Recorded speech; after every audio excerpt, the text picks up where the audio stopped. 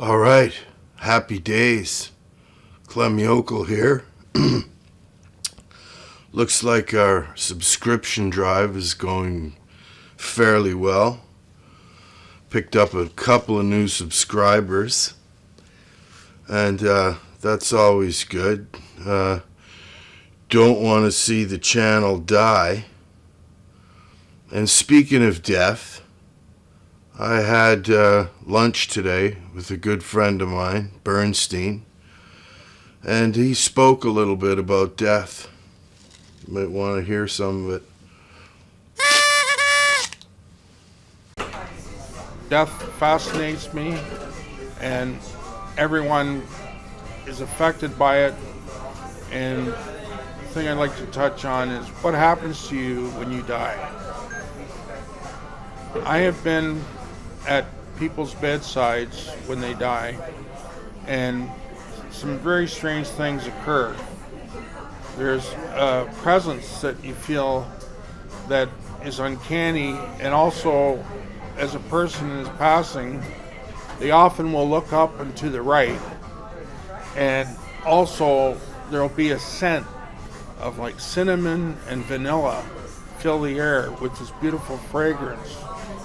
And as they pass, if you look at them, there's a glow that comes and fills the room. It's a faint glow, but it's still there, and it's discernible. And then they pass, and they die. And they also do something very peculiar with their breathing. Their breathing will be staggered, stuttering breaths.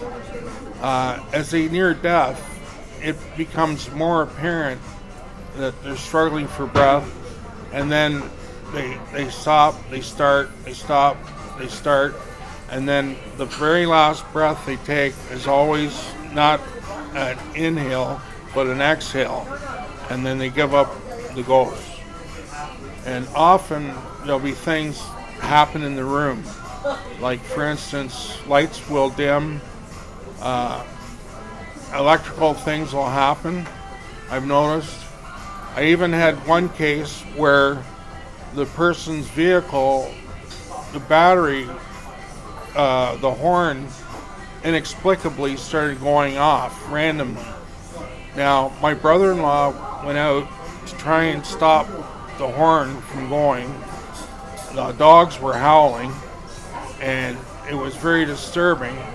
And they actually undid the battery to the truck, and it still kept beeping. So I can't explain a lot of these things that happen, but I do think one thing that it points to a case for life after death. Cinnamon and vanilla, not just for French toast anymore. Listen on as Bernstein explains his ghosts from the past. And remember at the end to like and subscribe. We only need 850 more to keep my channel funded. Thank you.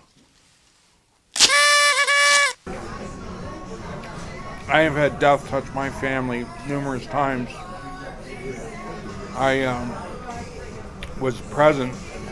My grandmother died. In fact, I used to sleep with my grandmother, and she died, and I actually was in bed with her when she died. So as a child, I've been exposed to death, and what I can say is death is but a doorway, because a lot of uncanny things happen when these people died around me. For instance, doors opening, lights going off and on. Also, there was a trap door in our kitchen which led to the attic. It actually swung open, and my mother's voice, I could hear my mother's voice, scared the hell out of my brother John. He went running out of the house when this happened. And then the other thing that happened was when my mother was discovered dead by my brother and sister. She actually hung herself, and it's a terrible thing. When they were cutting her down, they looked across the room, and sitting on the bed, there she was in a spiritual form, smiling at them as they cut her down. So I'm not afraid of death, and I don't think anyone else should be afraid of death. Death is just a doorway to another existence. So we can all look forward to having another existence in another dimension. So hopefully we'll see you on the other side.